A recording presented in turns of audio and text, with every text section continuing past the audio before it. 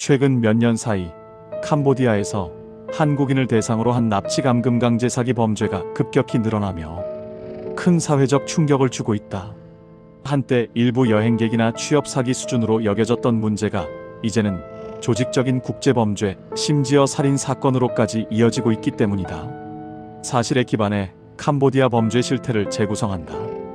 캄보디아는 베트남, 태국, 라오스 사이에 위치한 동남아 국가로 최근 수십 년간 정치적 안정과 외국 자본 유치를 통해 빠른 경제 성장을 추구해왔다.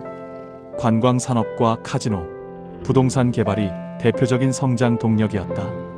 특히 중국 자본 유입이 급증하며 일부 지역에서는 카지노와 대규모 개발 단지가 집중적으로 조성됐다. 그러나 제도적 통제와 사법 시스템이 충분히 성숙하지 못한 상황에서 급격한 자본 유입은 부작용을 낳았다. 국제범죄 조직이 합법과 불법의 경계를 넘나들며 활동할 수 있는 환경이 만들어진 것이다. 동남아에서 조직 범죄 거점은 시대에 따라 이동해왔다. 필리핀은 한때 대표적인 범죄 허브로 꼽혔지만 2016년 이후 강경한 범죄 단속 정책이 시행되면서 범죄 조직의 활동 공간이 줄어들었다. 이 과정에서 일부 중국 개다국적 범죄 조직이 새로운 거점을 찾았고 상대적으로 규제가 느슨하고 외국 자본의 우호적인 캄보디아가 대안으로 부상했다. 카지노와 리조트 개발을 명목으로 들어온 자본 중 일부가 불법 금융, 온라인 사기, 인신매매 범죄로 전환됐다는 분석이 국제사회에서 꾸준히 제기되고 있다. 2020년대 초반까지만 해도 캄보디아 내 한국인 관련 범죄 신고는 수십 건 수준으로 알려져 있었다. 그러나 최근에는 외교 당국과 언론 보도를 통해 신고 의심 사례가 수백 건 단위로 증가한 사실이 확인됐다.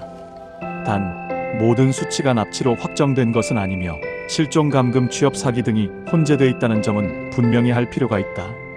문제의 핵심은 일부 피해자가 수도 프놈펜과 그 외곽 지역에 조성된 이른바 사기 콜센터 단지로 이동돼 강제로 범죄에 가담하게 된다는 점이다.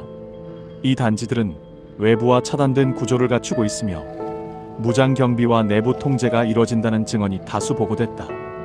피해자 증언에 따르면 단지 내부에서는 보이스피싱 로맨스 스캠 가짜 투자 리딩방 사기가 조직적으로 운영된다. 목표 실적을 채우지 못하거나 저항할 경우 폭행과 협박이 뒤따른다는 진술도 국제인권단체 보고서에서 반복적으로 등장한다. 고문 사례 여부에 대해서는 모든 사례가 공식적으로 확인된 것은 아니지만 실제 사망 사건이 발생했고 현지 당국이 수사에 착수한 사례는 존재한다. 이 때문에 국제사회는 해당 문제를 단순 사기가 아닌 인신매매 및 강제노동 범주로 보고 있다. 확인된 대표적 유인 방식은 다음과 같다.